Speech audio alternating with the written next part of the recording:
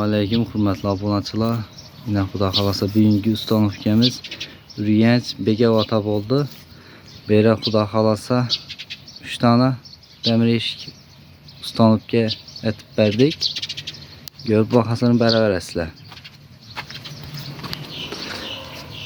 Davazamıza gelen matak yine zamoklara, marginal zamoklarda yine Dubai fasonda işledik bunu. Xuda xalasa lislerini hem yeri 100% kalın materyaldan çıktı yine.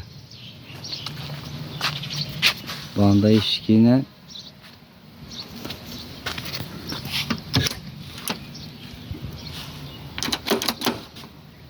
Arkalara minali kapon. Açık ekmeklerine kolucu.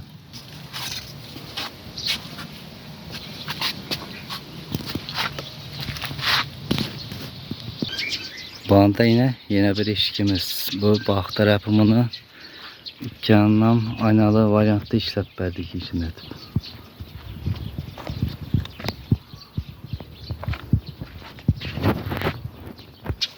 Əsər hürmetli abonaçılar, kimə şunu deyin, eşik darvazalar gerek bolsa müracaat qılaverirsə, telefon nömrələrimiz ekranda qaldırıb ötəmiz. Kanala yeni olsanız abone olup like basıp qoyuşunu unutmanglar.